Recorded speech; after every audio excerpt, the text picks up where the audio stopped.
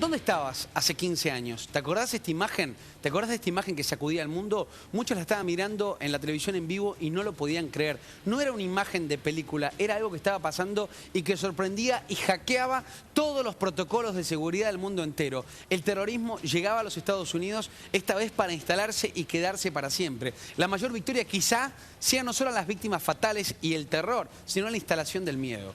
Hay sociedades enteras hoy en diferentes puntos del mundo que ante cualquier amenaza el pánico se empieza a ejecutar. ¿En qué cambió el mundo después del ataque a las Torres Gemelas? Informe especial acá en Remix de Noticias.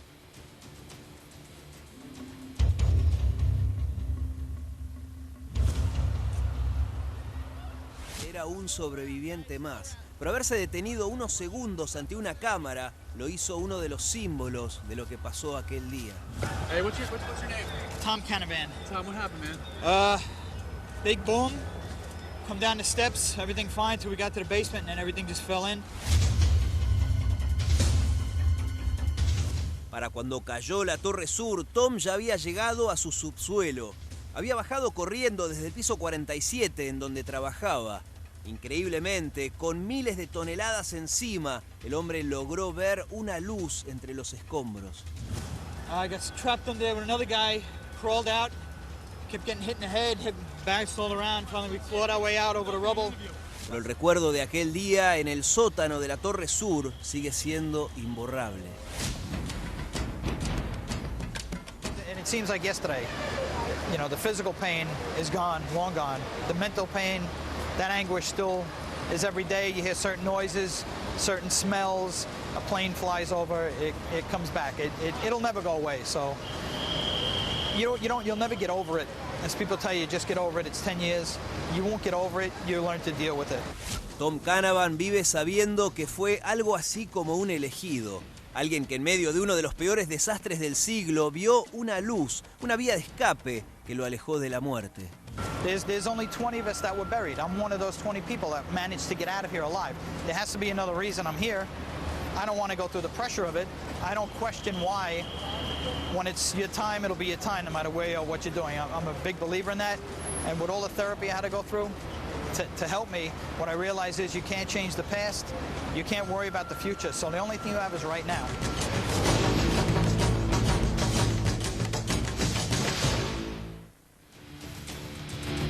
Bueno, esta imagen que están viendo ahora es lo que quedó. Esto es un homenaje. Esta imagen es en vivo, a lo que están observando ustedes en este momento.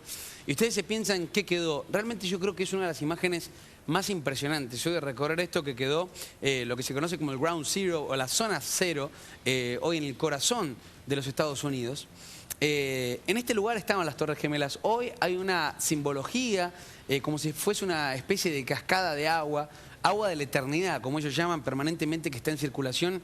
Es una imagen realmente sorprendente. Quizá en televisión no logramos tomar la dimensión del tamaño que tiene ese cuadrado que están viendo ustedes ahora en vivo. Pero esto es parte de lo que quedó de las Torres Gemelas, obviamente hoy recreadas, y se han creado torres nuevas también. Y quiero saber un poco más sobre lo que ha dejado este atentado. Así que por eso llamamos a Horacio Calderón. Horacio es un analista internacional de renombre. La verdad que es un placer tenerlo acá. ¿Cómo estás, Horacio? Buenas tardes. Pero gracias por invitarme. Un placer enorme. Gracias por venir. Por favor. ¿Qué cambió, Horacio, después de este día?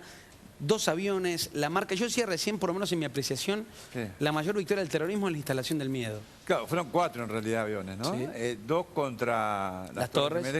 Uno contra el Pentágono y otro que lo derribaron los mismos pasajeros, ¿no? Sí, exactamente. Salvo que se haya sido derribado por algún avión militar, pero yo no creo. Creo que fueron realmente los pasajeros porque hay testimonios, se ha difundido mucho en internet, incluso ahora, últimamente, hasta comunicaciones por celular, etcétera, lo cual ya no deja lugar a dudas, ¿no? ¿Qué ha cambiado el mundo? Bueno, prácticamente de manera total. O sea, y lamentablemente las lecciones del 11 de septiembre no le han servido a ciertos actores internacionales, por ejemplo, Estados Unidos, Francia, Gran Bretaña, etcétera, ¿no? Que años después, hoy día, y desde hace, por ejemplo, 5 en Siria, están respaldando a la rama de Al-Qaeda en este país para derrocar a un gobierno, que será un gobierno dictatorial, etcétera. Nadie hace juicio de valor, sino hablando objetivamente. Bueno, han respaldado y siguen respaldando a grupos yihadistas y específicamente a la rama de Al-Qaeda en Siria, que en definitiva es la organización que realizó estos ataques. ¿Pero es una gran victoria la instalación del miedo para los terroristas? Pero por supuesto que sí, ¿no? ¿Es el objetivo del terrorismo? El objetivo es, obviamente por algo se le dice terrorismo, ¿no? Se instalar el terror y coercer a través de actos de terror a gobiernos, por supuesto estamos hablando de Estados-nación, ¿para qué? Bueno, para que cambien sus agendas políticas, cosas que han logrado, ¿no? Porque, por ejemplo, estos ataques, por ejemplo, en Europa, los de Charlie Hebdo, los anticipamos acá en el 5N, ¿no? Leyendo, aunque parezca mentira, porque en Europa no está permitido hablar con libertad sobre estos temas. Pero leyendo los documentos de las revistas de Al-Qaeda y del ISIS, la de Al-Qaeda se llama Inspire y la del ISIS se llama Davik, en la cual ellos señalan blancos concretos, tácticas diferentes para, por ejemplo, realizar, por supuesto, atentados en todo el mundo, ¿no? Quiero compartir con vos, porque Barack Obama, el presidente, ya en su recta final de los Estados Unidos... Gran cómplice de Al-Qaeda actualmente, ¿no? Epa, ok, vamos a escucharlo y lo analizamos. Mándale. Recordamos y nunca olvidaremos que ese día 3.000 hermosas vidas las perdimos. 184 hombres y mujeres y niños aquí. El menor apenas tenía 3 años. Honramos la valentía de aquellos que pusieron su vida en peligro para salvar a tantas personas. Nos congregamos y oramos en gratitud por la fortaleza, por lo que hemos hecho en estos 15 años. Y renovamos el amor y la fe que nos mantiene juntos en una sola familia estadounidense. 15 años puede parecer mucho tiempo. Para las familias que perdieron a sus seres queridos, me imagino que puede parecer como que ocurrió apenas ayer. Tal vez es el recuerdo de un último beso o el último adiós a una madre o un padre, a una hermana o a un hermano. Nos preguntamos cómo pudieron haberse desarrollado sus vidas, sus sueños, cómo se hubieran conformado, tomando en cuenta que ninguna palabra que podemos ofrecer va a poder borrar completamente el dolor que llevan en su corazón. Pero ustedes, los sobrevivientes, los familiares del 11 de septiembre, su amor sostenido y su fe ha sido una inspiración. Ahí está Barack Obama hablando. Me dijiste antes de presentarlo. Retórica pura. Barack Obama, por ejemplo, ha contribuido a enervar, es decir, de alguna manera, de manera indirecta, a fomentar el crecimiento de grupos terroristas, por ejemplo, derrocando regímenes laicos, musulmanes, pero laicos en cuanto a lo que son las instituciones del Estado. Entonces, el caso de Libia, que ha destruido el país. Actualmente Libia es un reducto de Al-Qaeda y un reducto del ISIS. Han hecho lo posible para derrocar al gobierno del presidente Bashar al-Assad en Siria, no lo han logrado hasta el momento y convirtieron a Siria en un caldero realmente en el cual pululan, por supuesto, todo tipo de organizaciones. Y evidentemente... ¿Vos estás diciendo que el presidente de los Estados Unidos... No, concretamente, porque aparte de eso es una cuestión que es prácticamente conocida por todos los especialistas, muy poco contestada, salvo... Porque claro, Horacio, uno lo que entiende es que la imagen en este discurso, lo que da el presidente de los Estados Unidos... pura retórica. Claro, es decir, todo lo contrario. La retórica vacua... Combatir contra el terrorismo, Estados Unidos como superpotencia, después de ver la película de la guerra de la invasión de Irak y todas estas cuestiones, o las cabezas de todos los líderes que han caído, da la impresión que desde el imperialismo, como se conoce, desde la potencia mundial, la lucha ha sido combatir. Sin embargo, está diciendo todo lo contrario, bueno, que ha ayudado a potenciar las acciones terroristas. Ayudó a potenciar, por ejemplo, él hace pocas semanas dijo, fue un error lo que hice en Libia, pero me convenció Cameron. Es una cosa realmente, ya pasa de la ingenuidad Cameron, que ya está a otros terrenos, ¿no? Pero que lo convenció Cameron, como si fuera un chico de colegio que diga, señorita, el niñito Cameron me obligó a atacar a Libia. Realmente, para mi punto de vista, el legado de Barack Obama va a ser realmente muy poco reconocible. A ver, ¿vamos hacia un mundo con mayores actos terroristas? Vamos a un mundo donde la violencia va a ir increyendo. Eso también combina a los terroristas. Déjame tratar de entenderlo, Horacio. Sí. Digo, ¿por qué pasa esto? Porque uno empieza a pensar, digo, el Estado Islámico, Sí. que tanto permanentemente sus acciones a través de las redes sociales Sí. infunden miedo, se adjudica antes que nadie las acciones terroristas de los últimos tiempos. ¿Cómo se financia o quién financia? Digo, ¿dónde está la complicidad detrás del terrorismo? Bueno, por ejemplo, en el caso, depende de qué organización estamos hablando. a ver. Con respecto al caso ISIS, Sí. no hay que olvidar que ISIS, o Estado Islámico, entre comillas, anteriormente se llamaba Al-Qaeda en Irak, tuvo varios nombres. Fue fundada en el año 2003. No como dice Donald Trump, que fue fundada con el apoyo de Barack Obama y Hillary Clinton. Fue antes. Porque la raíz fue en el año 2003. Bueno, fue prácticamente diezmada, su fundador, del cual Condoleezza Rice dijo que era un táctico brillante y lo comparó con el general Lee de la Guerra de Secesión de los Estados Unidos, nada menos, que era un táctico sanguinario pero brillante. Bueno, lo mató Estados Unidos con un soplo muy probable de Al-Qaeda mismo, de Al-Qaeda central. Luego matan a los dos sucesores en el año 2010 y Estados Unidos diezma, conjuntamente con las tribus iraquíes, diezma a lo que era Al-Qaeda en Irak, hoy Estado Islámico. Sí. Hasta ahí me seguís.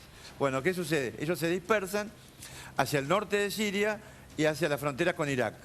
Cuando se producen estas supuestas rebeliones, que no fueron tales, por ejemplo, en países como, en este caso específico como Siria, ¿qué sucede? Le dan apoyatura a cuanto grupo, a cuanta organización terrorista quisiera ingresar a territorio sirio. ¿Para qué? Para derrocar al presidente Bashar al-Assad, al cual no me une ninguna simpatía. Estoy haciendo simplemente una anunciación.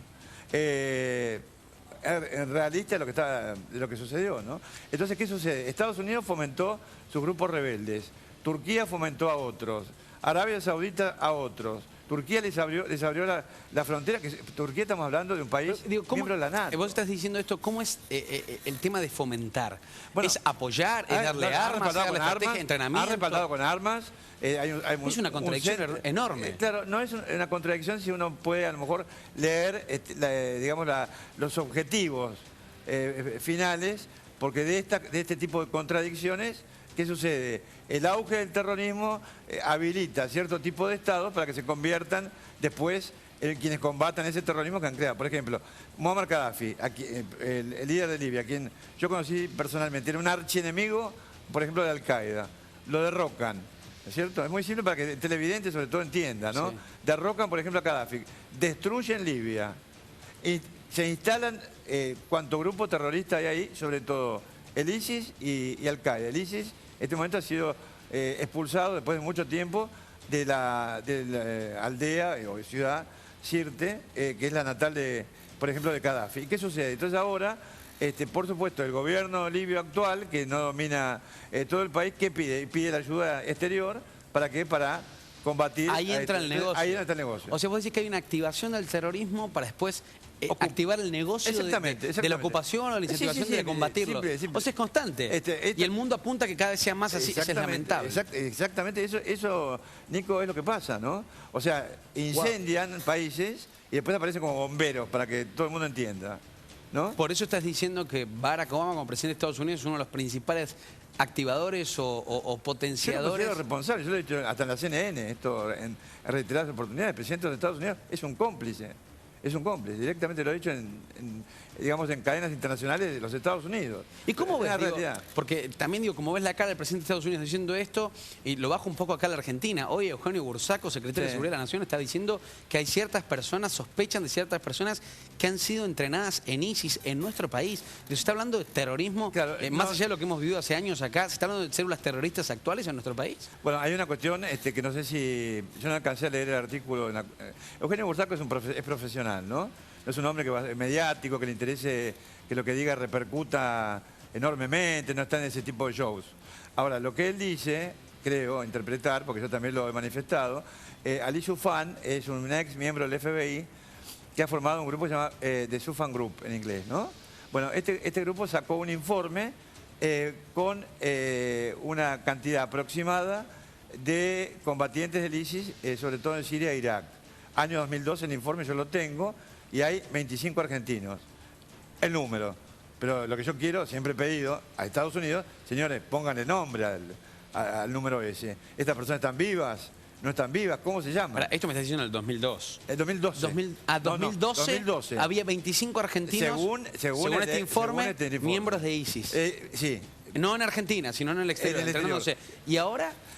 Bueno, ellos nunca respondieron, nunca dieron nombres, porque obviamente para mí es una preocupación, pero no solamente a ver que... ¿Es solamente de ISIS o de otros grupos también? No, Al-Qaeda, por ejemplo, el caso de Al-Qaeda, hay un caso de un argentino que se casó con una yihadista, una extremista, creo que marroquí, y bueno, y que milita en Al-Qaeda, que fue detenido en España, por ejemplo. Si tenés O sea, son 25 argentinos en el ISIS, pero según... 20, 25, pero según, según este Ali Soufan, que es una persona también muy seria, y yo estimo que a lo mejor no he leído el artículo de fondo. ¿Es posible, Horacio, que existan, células terroristas de argentinos que se hayan ido a entrenar, estos entrenamientos de ISIS, como se ha analizado hace poquito en Francia, y que hoy estén presentes en nuestro país? Yo no lo puedo desautorizar al Secretario de Seguridad porque él manejará mejor información que yo. Pero es factible, Ahora, es factible. A ver, es posible. Ahora, la posibilidad hay que separarla de lo que es el grado de probabilidad, ¿no? De que esas personas que se fueron hace años a Siria e Irak, calculemos a lo mejor después del año 2011 algunos, bueno, estén vivas o no. Pero hay que identificarlas. Hay una diferencia, y déjame llevarte de país en país, obviamente bajando acá a la Argentina, para que todos podamos entender, porque tenemos un desconocimiento total del terrorismo acá en nuestro país. Sobre todo lo que gobierna. Sobre todo lo que gobierna. Está clarísimo. Y no digo ahora, lo que estaban antes. Todos, todos. De hecho, Argentina, tiene una historia de ataques terroristas, pero que no tiene la dimensión de lo que hoy está pasando en el mundo con los grupos que hoy están accionando en el mundo. Ahora, si uno analiza Francia en el último tiempo, de lo que pasó en el Bataclan, que se decía, por ejemplo, que ciertos musulmanes que son franceses habían ido a entrenarse para después cometer en su país estos atentados, la diferencia fue la última cuando este tipo que agarró el camión terminó pasando por encima de mucha gente que decía que era una persona que se proclamaba, pero que no había ido a entrenarse, sino que ya asumía los valores que proclamaban estos grupos terroristas en las plataformas digitales, en las redes sociales. Pasó en Uruguay. No olvidemos que hace unos meses atrás, en Uruguay, Paysandú, un militante, es decir, un fervoroso adherente a estos grupos yihadistas, acuchilló a David Friend, que era un dirigente judío de esta localidad uruguaya. Ahora parece que dicen que es un psicópata, etcétera. Pero el mensaje que da el ISIS, el mensaje que da Al-Qaeda, a través de sus publicaciones, apuntan también a los psicópatas. Porque solamente alguien realmente que está fuera de los cabales, salvo los que piensan, los que planifican, que lo hace con una lógica bastante fría, puedan, por ejemplo, tomarlo en un camión y estrellarlo contra una multitud y matar tamaña cantidad de gente. Ahora, a mí lo que me preocupa realmente... Son lobos solitarios. Sí, sin dudas. También en Francia pasó, este símbolo, o en otros países alrededores, esto de que se empiezan a detectar niños. Nos entrena a niños. A niños, vos hablas de mentes psicópatas, pero también de mentes inocentes, que cuánta más inocencia que un nene, ¿no? ¿Este es el camino realmente de estos grupos terroristas, entrenar a los más chiquititos? Bueno, es una de las herramientas que utilizan. Porque ¿quién va a sospechar? Bueno, ahora imagínate que ahora hasta los chicos van a estar bajo la lupa, ¿no? También usaron mujeres, ¿no? Y no son pocas las mujeres que se inmolan también en actos terroristas, sobre todo en ataques terroristas dentro de los países estos en guerra, ¿no? Según lo que vos me venís diciendo, Horacio, o sea, ¿no hay política contra el terrorismo? No puede haber, mira, el Papa fue muy claro en eso. Si se quiere bajar el nivel de agresividad del terrorismo, más o menos, ¿no? Lo puedo citar entre comillas, hay estados que deben dejar de apoyarlos. Se calcula que al ISIS, vos me preguntaste algo, y después se derivó al otro tema, ¿de quién financia el ISIS? Bueno, el ISIS, para que vos te des una idea, se financió. Robaron entre 600 y 800 millones de dólares en los bancos de Mosul cuando llegaron a Irak con el visto bueno, porque ellos también, Estados Unidos tenía un portaaviones cerca. Entonces, ¿cómo permitieron, ¿no?, que una columna enorme de vehículos utilitarios de última generación, armados con armas de última generación, penetraran en Mosul, que es la ciudad más importante de Irak, después de Bagdad, con más de 1 millón de habitantes, y la tomaran? Bueno, se llevaron de ahí nomás centenares de millones. Y después los millones de dólares que han vendido, pero una cantidad exorbitante durante muchísimo tiempo, sin que nadie bombardeara destilería, ni depósitos, ni nada, a países, por ejemplo, lindantes con Irak y con Siria. Desde Siria, por ejemplo, a Turquía, porque Turquía sí es un país, sobre todo el presidente actual, Recep Erdogan, facilitador de todo este terrorismo que ha crecido, sobre todo, en este caso particular, en Siria. ¿Argentina está preparada para tener políticas contra el terrorismo? No. En absoluto, no estaría yo hablando acá en C5N. ¿Qué tenemos que Tenía que estar hablando con alguien del gobierno. Que... Nadie del gobierno te llama. No consulta. Por lo menos del gobierno anterior, algunas consultas tuve, ¿no? Uno las mantiene siempre un poco en reserva, porque yo no hago tampoco campañas políticas por televisión, no me interesa, pero marca un poco la diferencia. Es decir, acá, por ejemplo, el otro día surgió el tema de las maras, por ejemplo, y el mayor especialista en maras del país estaba, por ejemplo, hablando en otro canal y nunca nadie lo llamó para decir cómo se combate las maras en Argentina, que son pandillas de origen salvadoreño que han crecido en los Estados Unidos y que Estados Unidos considera una amenaza no a su seguridad nacional, a la seguridad pública. Ahora, estamos a días de también, el mundo políticamente puede llegar a tomar otro rumbo. Estoy pensando en las elecciones de Estados Unidos, Donald Trump o Hillary Clinton. Sí. ¿Hay dos visiones distintas también para combatir el terrorismo ahí? Bueno, una, Hillary Clinton es globalista. Yo diría que es una división entre globalistas y nacionalistas.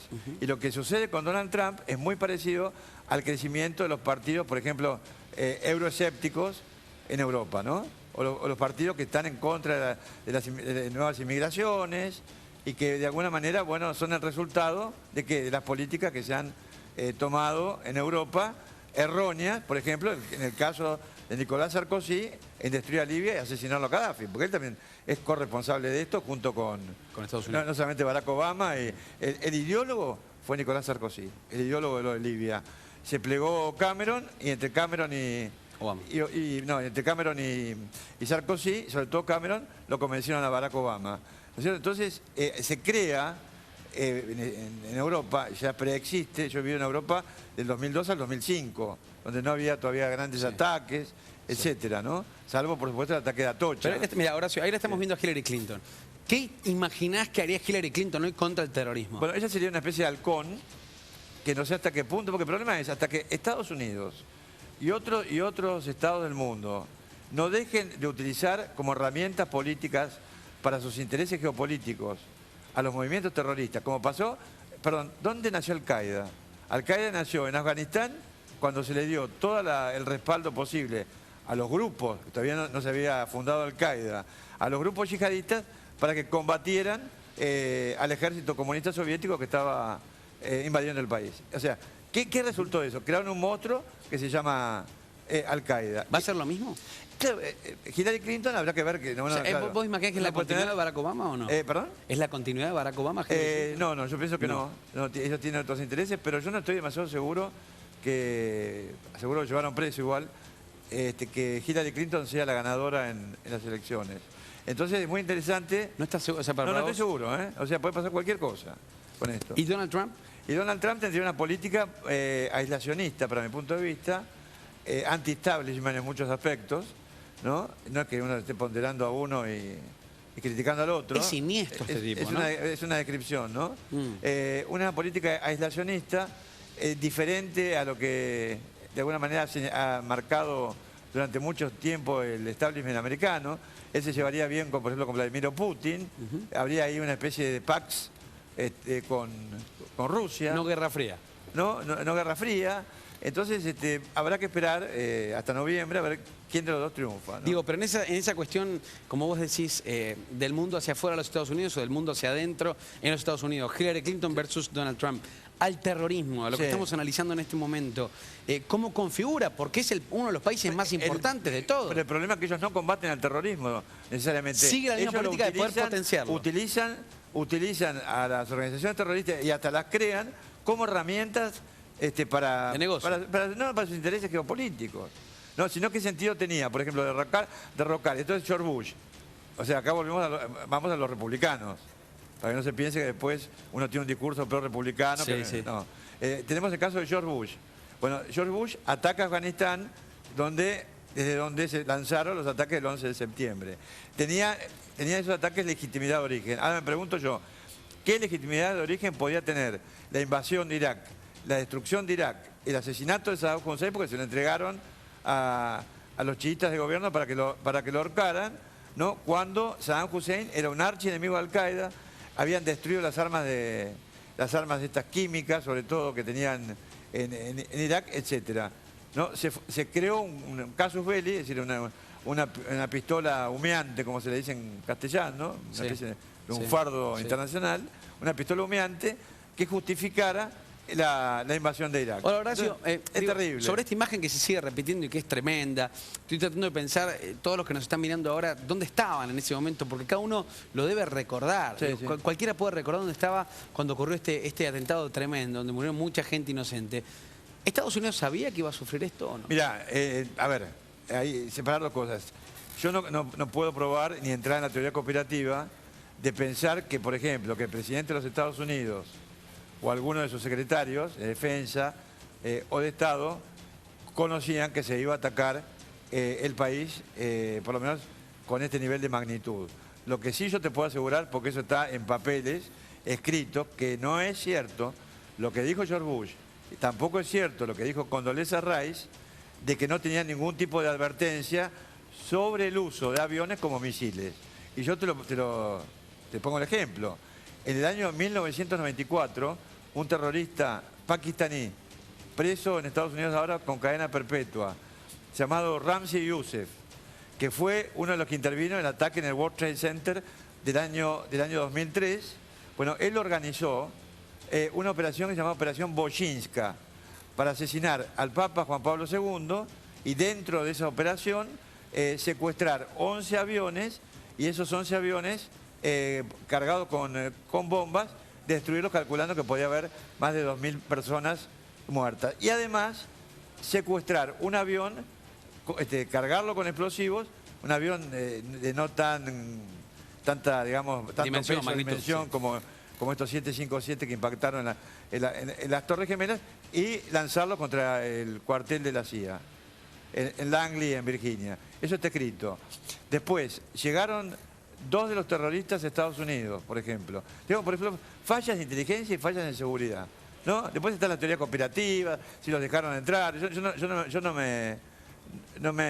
Porque mucho se hablaba después también de los negocios de la familia Bush con la familia Laden. Claro, lo que pasa es que Bin Laden, la familia Bin Laden, yo te claro que yo estuve prácticamente refugiado por unas semanas en Sudán, cuando estaba Osama Bin Laden viviendo en Jartum, a 3, 4 o 5 kilómetros donde yo estaba en ese momento, que era un hotel. O sea, la familia Bin Laden, o sea, el Bin Laden Group, que era un grupo económico poderosísimo, fundado por el padre de Osama Bin Laden, que tenía varios miles de millones de dólares de capital, etcétera. Bueno, por supuesto, operaba negocios petroleros, de comunicaciones, etcétera, de todo el mundo. Ahí está, bueno, eso que indica como la teoría conspirativa de saber, digo, el por qué atacaron las Torres Gemelas. No, atacaron las Torres Gemelas porque para ellos era, a ver, el centro del poder financiero de Estados Unidos, y político y financiero. Bueno, este es el hoy. Estas son las nuevas torres que se hicieron, que son aún, creo, más grandes que las anteriores. Obviamente tienen, me imagino, un sistema de seguridad 10 veces mayor a lo que era antes.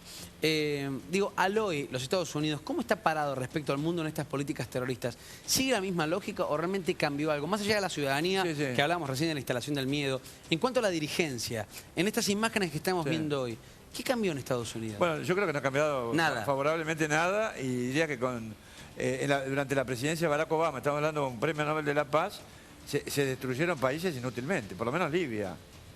Por lo menos Libia. Se destruyó el país que estaba liderado, pues, está bien, a ver, supongamos que es un dictador, se acepta que sea un dictador, pero ese dictador, ¿qué era? Era un líder de una confederación de tribus que mantenía el país unido y que tenía un proyecto de unidad, un proyecto de nación, de Estado-nación, que es lo que estos grandes centros del poder mundial, dicho sea esto con nivel académico y no ideologizado de mi parte, bueno, intentan de alguna manera debilitar o disolver. ¿Para qué? Justamente para avanzar con el dominio económico. Horacio, decime cuál es geopolítico, etcétera. ¿Cuál es el propósito de los grupos terroristas? Bueno, el propósito de los grupos terroristas, obviamente, en el caso de este supuesto califato, es justamente fundar un califato global.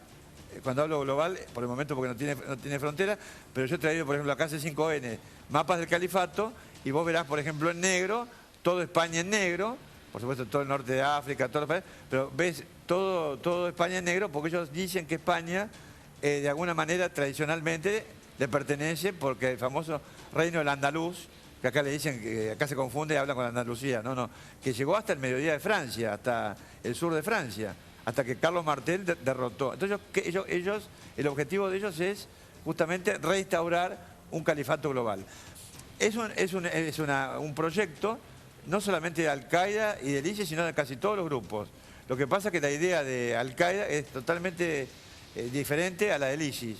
El ISIS, para mi punto de vista, le permitieron ser fundado como califato en Siria e Irak, justamente porque se quería lograr algún tipo de consecuencia geopolítica por parte de los diferentes actores que intervinieron en su crecimiento. Yo quiero, para la gente que se está sumando en este momento, acá está, ahí están sus mapas. Acá tenés el mapa de España, fíjate.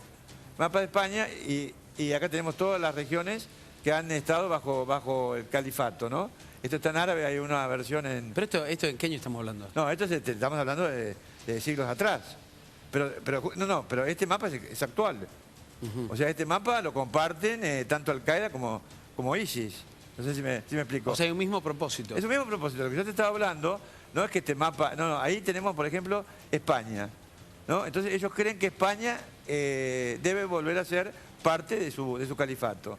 Y cuando hablamos de califato global, en el siglo XXI, no hablamos de un califato territorial circunscripto a esto. ¿Por qué?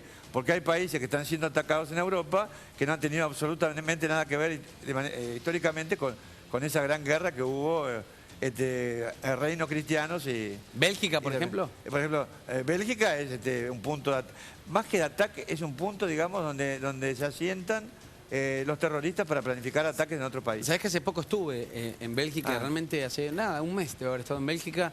Es increíble lo militarizada que está la ciudad. En marzo tuve un atentado, pero desde un subterráneo, en el centro, en cualquier lado, se bajan tipos que son marines, son realmente impactantes. Horacio, un placer que hayas venido. Bueno, lástima el tema, ¿no? Pero yo soy especialista en esto. No, pero de verdad que siempre está bueno poder entenderlo. Y es una fecha especial donde muchos, de verdad, siento que se acuerdan dónde estaban en ese momento las Torres Gemelas. Ha sido un antes y un después en la humanidad y hay que ver un poco el presente. Por lo que se ve el futuro es más complejo. Gracias por invitarme esta noche. Estoy con Roberto Funes también de vuelta. ¿Ah, está con Robertito? Sí. Bueno, por la villa, pero el paso. No, está perfecto. Como es el canal. Compañero del canal, por supuesto. Gracias, Horacio. Un placer enorme. Señores, así estamos, compartiendo con todos ustedes en instantes.